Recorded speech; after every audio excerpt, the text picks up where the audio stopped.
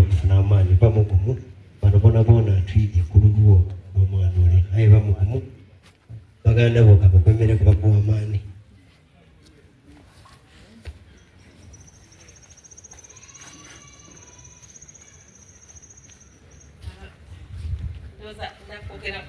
I think I'll use English.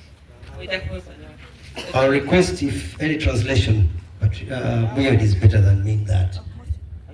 If she speaks, let's have it translated and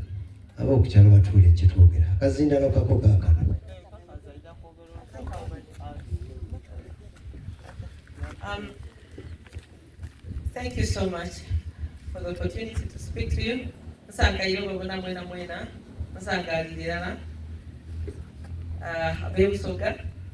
And my maternal family from Kwangamore. Thank you so much for standing with me. Thank you very much for accompanying me and standing with me. I'm going to be very brief. This is a very emotional moment for me, but I have to say something. Cain, my little saint, is fallen, but I shall not all that is done go to waste. I believe there's a reason for everything. I've gotten so much words of wisdom. I've gotten so much grace from the little conversations I've had. I will not be able to give details of what happened to him leading to this moment because it's really deep and I'm not able to go through that emotion right now because I'm gaining my courage to stand and keep going forward. Cain has passed at the age of 16. He's my firstborn son, and his name Cain means the long-awaited firstborn son. Cain means the long-awaited firstborn son. I longed, I waited for that firstborn. It was a son, and I named him Cain. I never pronounced his name until he was home in the house for the first time. He was the first person to hear his name. Nobody knew about that name. So that name has been sacred. That name was very special, and Cain has been my key, my friend, my courage, and my confidence.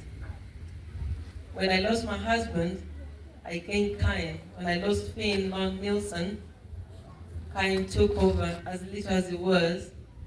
He stood in that space, in that gap for my husband, so I didn't despair. And of course, God comes first.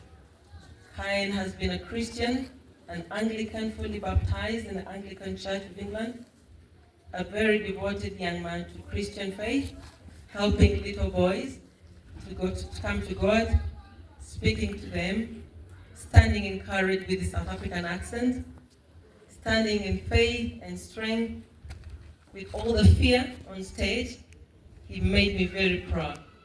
I was very much hoping that Cain would hold a massive, massive candle and represent this community of Kenya and Naminage to the rest of the world. But who knows? Who knows? He's a saint. Let's keep our eyes on screen. He might not be here, but we might be surprised where Cain's name might end up one day. So let's still believe, let's keep believing. I still believe there's a reason for everything, and I'm going to soldier on and push my son's name and push his spirit and push it through that. Kenya, you're gonna stand strong with Mom on this one. You're my little, I call him Squirrel. So you're not a squirrel anymore, you're a man. Cain has left a very big shoe for you to fit, but I feel like you're ready. I feel like you're ready. I want to thank my family from Busoga side for standing with me in this time and believing in me. I want to thank my friends who have become family. I cannot go through the list. If I were to go through it, you'd have gone. I cannot believe the amount of love I have received. I want to fall apart, but I'm not given a chance. But I don't have the ability because the love is so overwhelming. It is so overwhelming that I keep standing. So when I open that door in London and step into my house, I don't know how it's going to feel. I don't know, and I don't want to imagine it. So to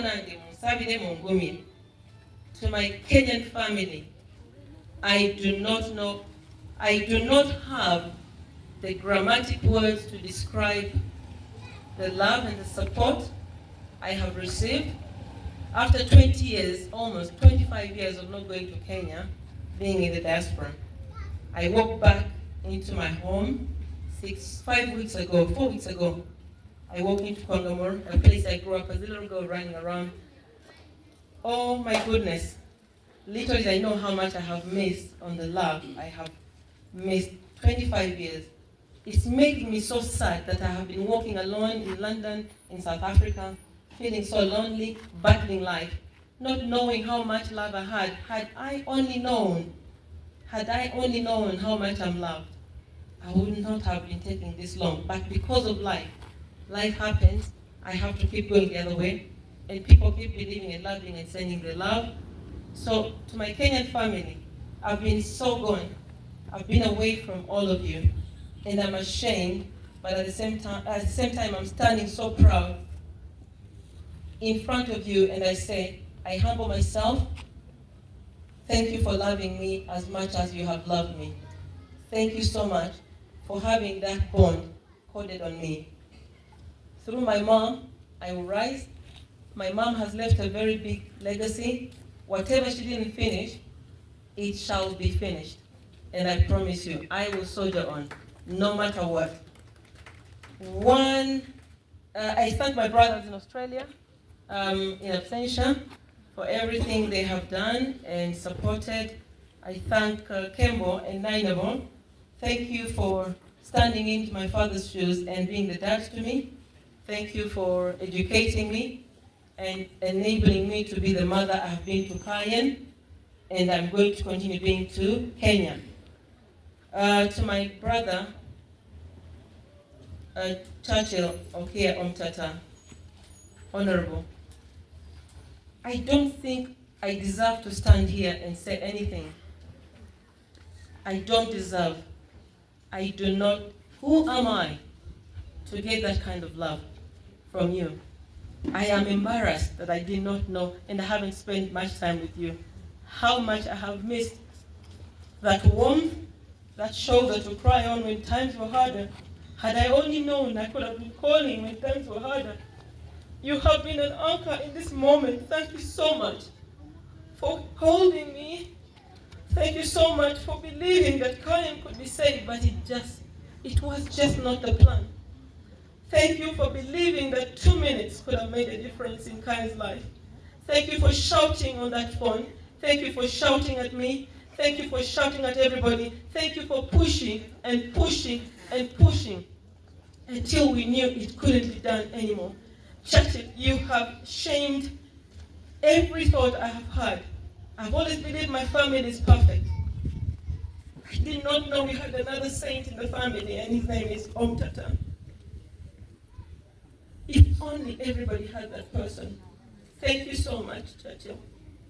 I am indebted to you, but I can only pray that good things come your way and hope Kayan rest in peace and he can just continue praying for you and receive abundantly. I am going to cry. I'm going to fall apart. I am going to be so devastated. This is just the beginning of my devastation as I depart and fly back to England. Pray for me, but I will come back. This is not going to stop me from coming home. Actually, this is going to make me come home. Kenya, this is home, and we're going to make it our own.